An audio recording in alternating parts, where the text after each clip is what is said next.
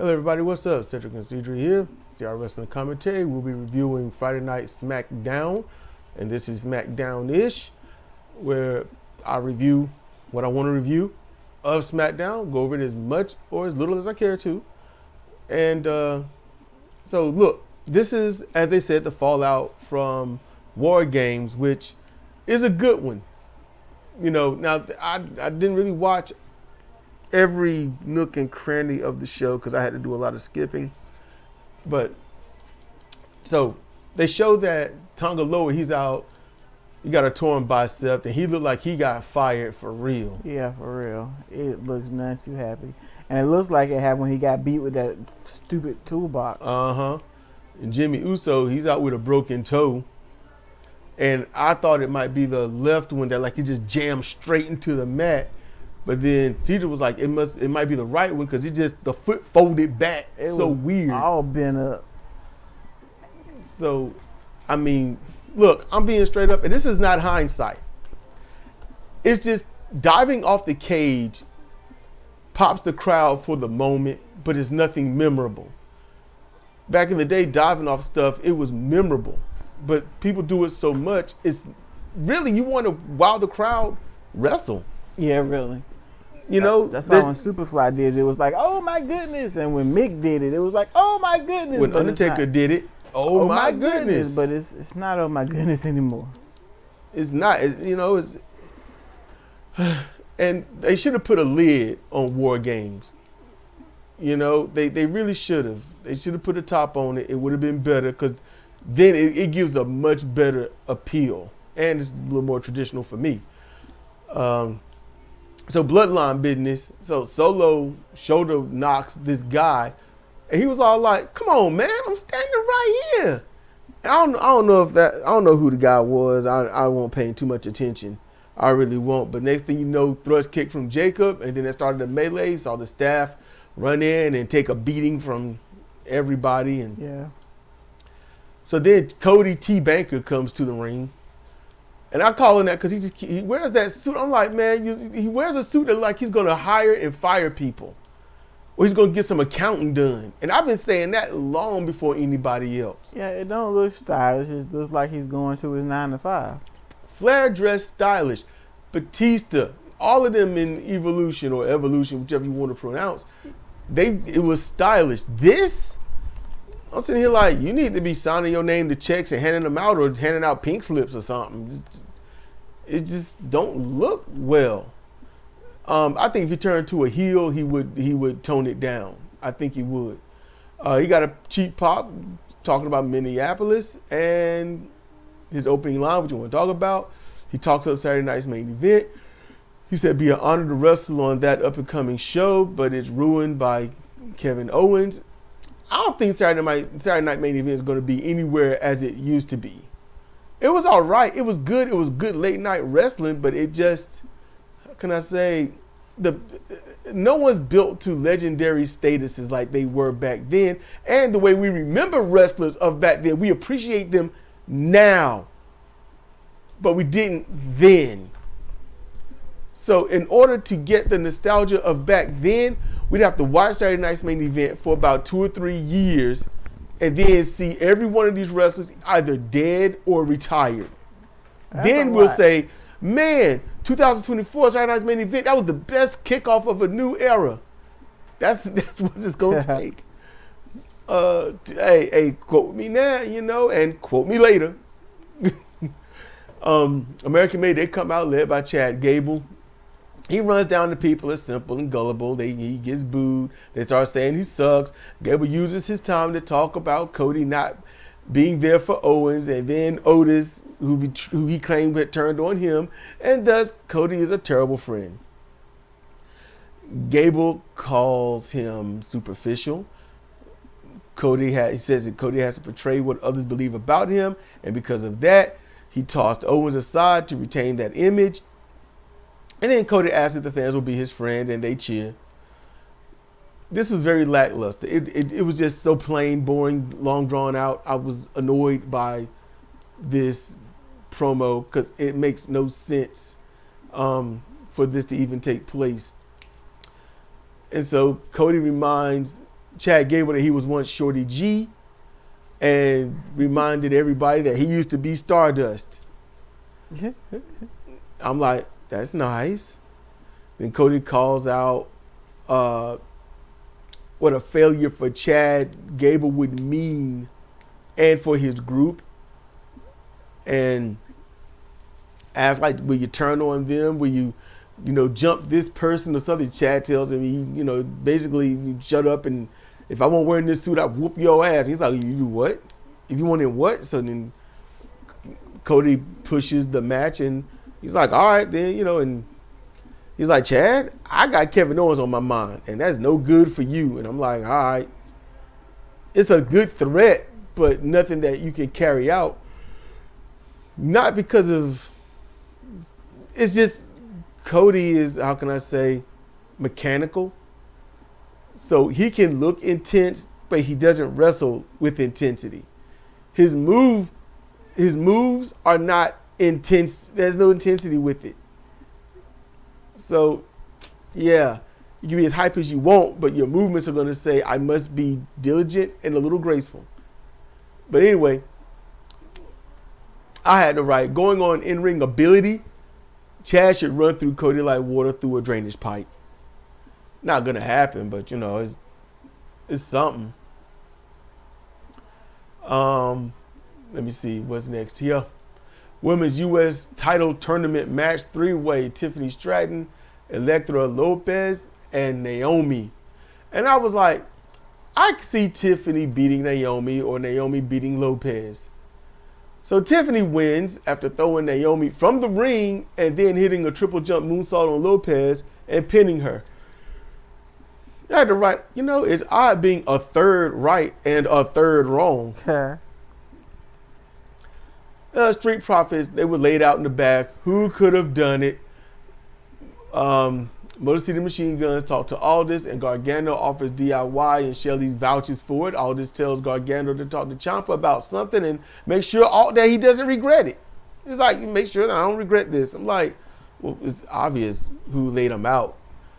You want to go behind the scenes. Nobody. They're just laying there groaning. They're seriously hurt. They need medical attention. I'm like, okay, they shouldn't be in action for a few weeks. If you that messed up, you need medical attention, you out of action for a while. So Bianca Belair versus Piper Niven, an extremely long match. I was like, I'm not doing this because nobody's going to get anything out of it. But Bianca injured her ribs, so she should be out of action for a while, or at least submit to a bear hug or something. Her ribs are injured. Now her ribs. Yep. Now for anyone out there that's like, what? That's not right. What? Because see, commentary, Michael Cole said it. She did a move. She landed, I think it was a moonsault. She landed on her, on Piper Niven, and then Cole said that she injured her ribs. So he, I want to know how commentary can tell if someone has injured their ribs. I want to know. I'm just saying. And a rib injury, ribs are bones. They're broken or they're not. Yeah. So broken ribs, he knows that. An extremely long match. Belair hitting the fireman's carry slam on Piper Niven onto Chelsea Green, who was in the ring. Should have been a DQ, but she got the pin. Then Nakamura comes to the ring. He's saying nothing. LA Knight comes out on the mic, calls him a sorry excuse for a champion. He wants his rematch. Knight puts his shades on, calls them mist blockers. And then he starts to talk. He get into the ring, but Andrade music hits. He's on the mic. And he's like, I want Nakamura. And Knight's like, no, this man got a debt to pay and, about to cash in. And then Knight's like, what the hell? And Tama Tonga yanks Andrade off the apron. Jacob blasts Knight. I was like, okay. So the bloodline surrounds Nakamura, who's like, let me go ahead and show you what I got. He's the black mist and stuff. I don't know. It was like thick molasses, like black dyed molasses. And I'm like, you know what? You just look a little more insane than dangerous. So, we can let you leave. Plus, heels got to let heels do what they do. Nakamura leaves. He backs out. Bloodline grabs Andrade and tried to Samoan spike him, but Knight saved him only to get beat down himself and then spike. Solo gets the mic, makes it official that, he lost War Games. He lost 2 soldiers, but he's like, you know what? I'm tired of being undermined. I'm tired of y'all not taking me serious. This ain't no joke. We're going to lay your ass out every time. Mm-hmm. I'm still your tribal chief. I still got this, the Ulafala. I'm still head of the table. And anybody come to this ring, you know what they're going to do? What everybody else do. And then he was like, Minnesota, pause, wait, acknowledge me, they boo. And I was like, this is what he needed to do. This is a Solo I've been waiting for. And honestly, it's almost not far off from a Jacob promo. Jacob has a much better delivery, but Yeah, much better. But I believed Solo. Now, he re-dyed his hair and made it even wider. I'm like, y'all, you listen to me and just trying to piss us off? Yeah, basically. That was disappointing. But yeah, he had his issue on when he was promoing in the ring. Yeah. I thought he did good. He did. All right. Yeah, I had Cedra watch that so she could have some kind of comments on. She didn't see this part, but Ciampa reminds Gargano in the back what he told him last week, and he ain't forgotten, and you'll see where Gargano is during the match. I'm like, all right. Kevin Owens is not going inside the arena for an interview with Cole. Like, Cole, you can come outside, find my car, and I'll talk to you. And I was like, you got to find your car. Well, I hope you're at the entrance.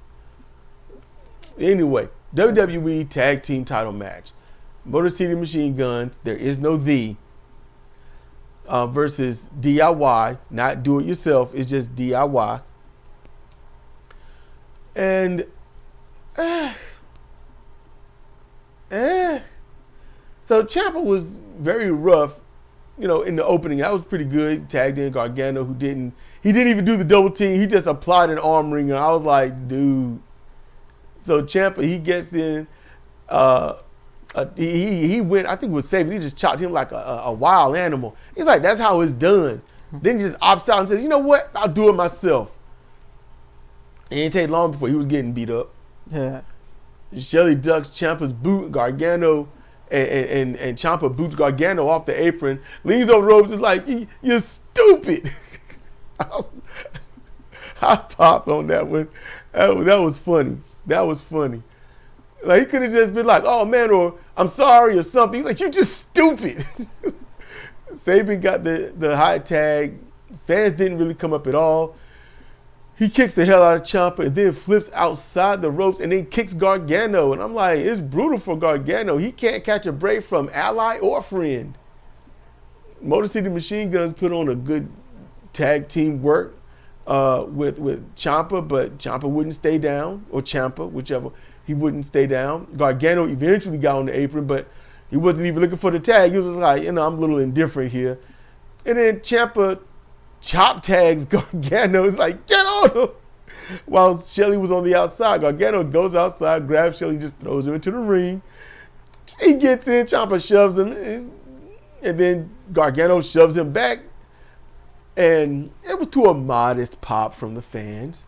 Gargano tells him to get out the ring and leave, while Ciampa tells him, like, it's over, DIY is done. And Gargano's like, fine, I'll do it myself. And Ciampa shouts how useless Gargano is on behind the commentary, and then tries bringing something into the ring, which distracts the ref, and Gargano low blows Saban. Shelly's like, what in the world? He tries to talk to Gargano but gets super kicked, making Ciampa very happy. They hit the finish, regain the belts. Good ploy. I'm like, now let's see how Gargano is as a heel with Ciampa. Or Ciampa. I'm like, that's all I got now. I'm like, okay. Because Motor City Machine Guns, no one cared they got the belts. They did their duty. They did their job. They got the belts off the bloodline. Yay, cheers, the baby's in the air. Now we're sick of you. Go away. It's that simple. So Cody Rhodes versus Chad Gable. Nope. Before that, Michael Cole leaves the table, goes outside, commercial break, yada yada. He didn't have to find Kevin Owens. He was right there in his car. So the interview was a rehashing of all that we know so far. And when Cole told him to look in the mirror, he's like, "What? I'm looking in the mirror. You know what I see? I see a handsome man who's not wrong." And so he made a joke out of it, but it was funny. It was entertaining for me. I liked it. And I liked how it sounded like a very personal back and forth conversation. I like that. That was good. Kevin, I mean, a lot of people might dislike a lot about him, but I'm like, the way he comes across is believable. I don't see him as reciting script or anything. I see him as just him being him. Like, this is real. This is legit. This is the moment that we're in. I like that. When Cole tells him, that, you know what, maybe you're the problem. He's like, you know what, get out my car, get out. And then Cole gets out the car and he closes the door. Kevin's like, hey, come back, Cole. And then when Cole comes back, Kevin just stares at him and rolls the window up in his face. I was like, that's so petty. I was laughing at that. Very petty. So now we get to the main event. Cody Rhodes versus Chad Gable, non-title match. And so I found it funny that Gable could not figure out how to get Cody's legs around the ring post. You know the whole thing, you get him on the mat, you drag him to the corner, you get a hold of their right leg, and then you reel back with the leg and then wrap the knee around the post. That's what's supposed to happen. What really happened was he had both legs, and then he kind of figured forward Cody's legs, and I was like, maybe he'll just drag the other one down and ankle lock it or something. No. So then he didn't know what to do, so he had to pull Cody's other leg back a little bit and then force Cody to slide back on his own and then get both legs on the other side. I was like, wow, y'all, this is just a flustercluck. And so he finally gets the leg around, but now he's got Cody's right leg on the wrong side of the post. So if he slammed that leg at the knee into the post at that angle, he would have tore up a ligament.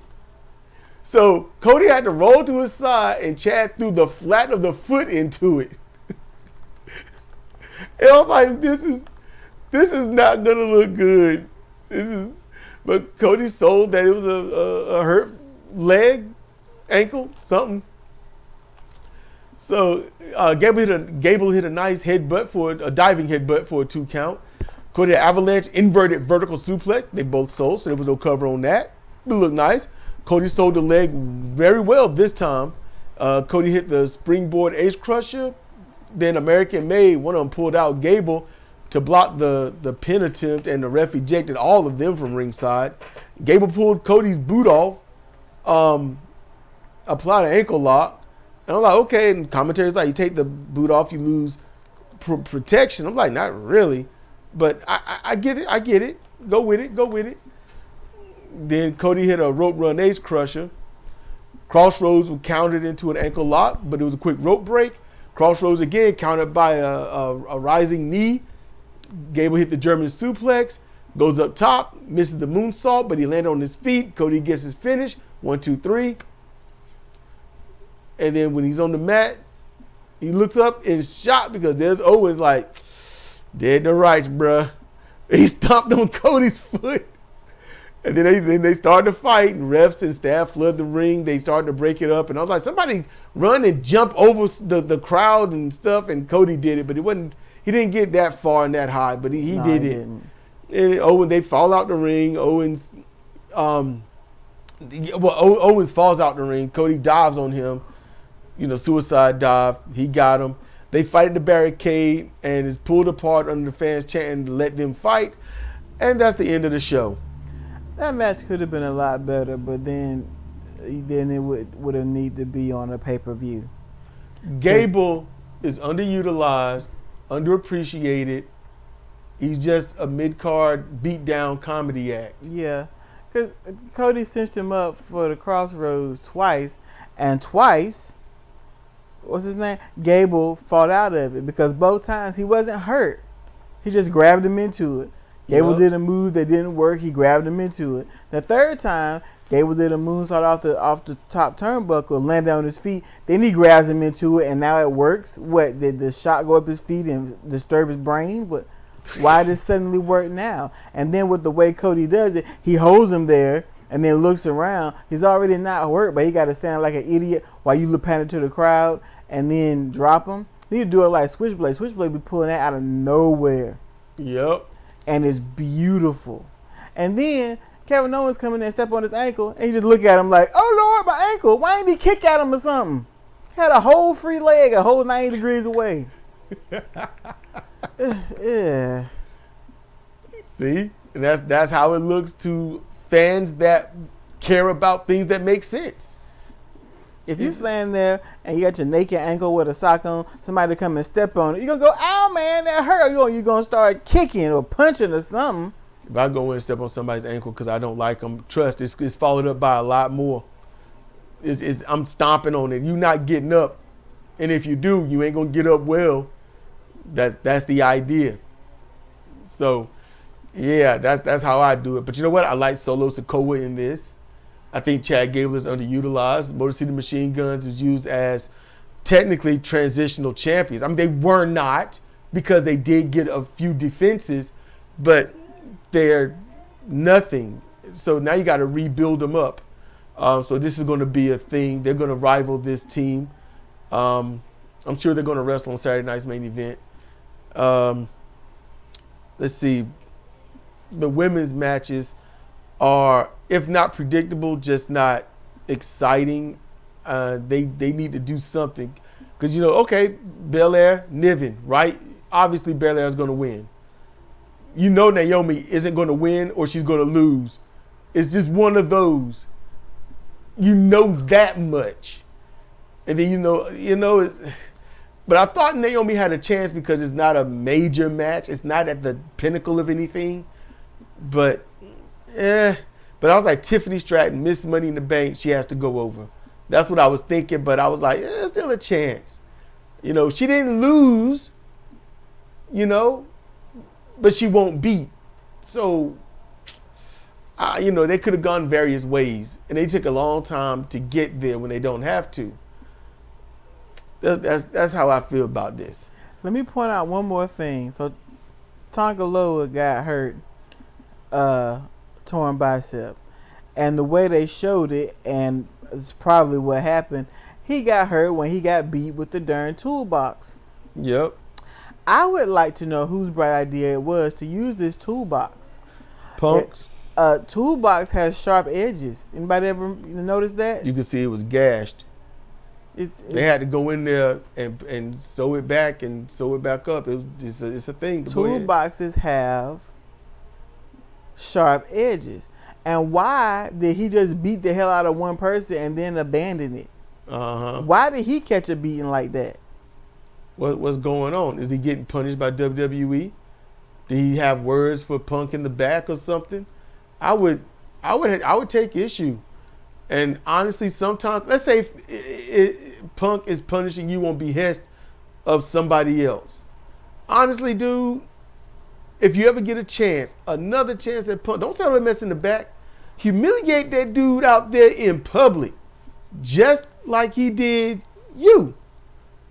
You know, but if Punk is in the back, like, dude, I'm sorry, it seems like that would be Punk style anyway, to apologize to the man, but not the character, if that makes any sense.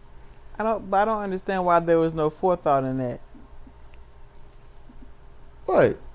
And using the damn toolbox. Gashed, what? I forgot his name, but gashed him open. In their Hell in the Cell. So, and if you're gonna be beating on him, dude was rolling around. I'm sure it hurt. Yeah. When you hit, and he had to duck up under the turnbuckle to get away from Punk. I'm like, what in the world was that? Yeah, you see the way they handle, chairs and ladders. They don't do it haphazardly. So what the hell was the problem? He gonna be gone for at least 6 months. Toolbox. You know how you do it safe? You grab it with your hands on the outside of it, long ways, and you throw it at them, not literally throwing, but like you wield it as a weapon and you hit them with the back of your hand, but not too much. And the shaking of everything in the toolbox, that loud shake is going to put emphasis on something that didn't even happen. And you do the same thing when you attacking them on the ground. You got it by the edges, with your fingers on the bottom, you drop it on them, but mainly your fingers is hitting them, not the damn toolbox. It's not hard. That's how it was done back in the day anyway. And Tonga Loa got hurt. And which Uso got hurt? Jimmy. Is that Jimmy, not the important one. Jimmy, not the important one. Okay. Yeah, the important one is Jay. Okay. So they both got hurt doing needless stuff. Yeah. Needless moments. Yeah. To punctuate all this. But all that was needless. Yep. So there you go. Yep. Those are our thoughts on it. Y'all give us yours. This has been Cedric and Cedar for CRWC Commentary, Friday Night SmackDownish. And we want y'all to be cool, be chill, be safe. Or should we say, be warm. Be warm, because it's be cold out there, y'all. Be safe. It's cold. We'll work on it. I don't know. Be warm, chill, be cozy. Relax, be cool. Be warm, be cozy, be safe. Be warm, be cozy, be safe? Yeah. We'll try to work on it. I'll try to remember that one. So we can see you next time. Click the bell. Click it. Click it.